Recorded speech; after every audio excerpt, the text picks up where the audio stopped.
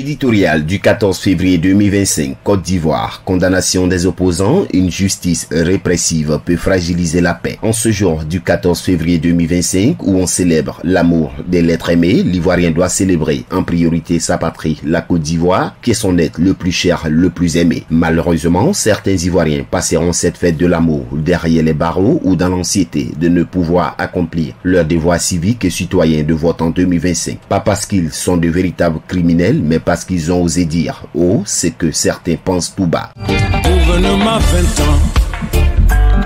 Kenja disait ces paroles prophétiques dans sa chanson Gouvernement 20 ans. Comme par habitude du chanteur, ses inspirations coïncident bien souvent avec les réalités des pays africains. Mercredi 12 février 2025, au tribunal de première instance d'Abidjan Plateau, Damana Pikal, Justin Koua et Paul Lagui du Parti des peuples africains Côte d'Ivoire PPACI ont été condamnés à 10 ans de prison ferme, mais sans mandat de dépôt. Justin Koua, secrétaire général adjoint du PPACI, a été condamné pour trouble à l'ordre public et incitation insurrectionnelle en lien avec les violences préélectorales de 2020. De leur côté, Damana Pikas, vice-président du conseil stratégique et politique du parti, et Iko Lagui, député suppléant du PPACI à Yopougon, étaient jugés pour atteinte à la défense nationale, association des malfaiteurs et attentat contre l'autorité de l'État à la suite de l'attaque du camp militaire d'Abobokouté dans la nuit du 20 au 21 avril 2021 ayant causé la mort de 3 assaillants. Si on ajoute à cette liste de personnalités politiques condamnées, telles que Laurent Gbagbo, Guillaume Soro, Blé Goudé, etc.,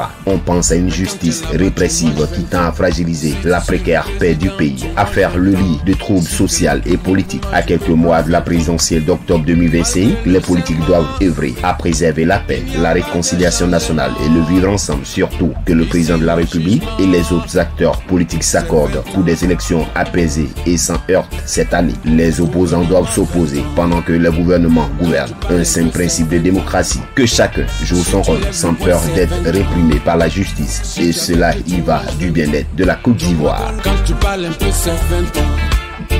Si tu lèves le poing, c'est 20 ans. Quand tu t'opposes, c'est 20 ans.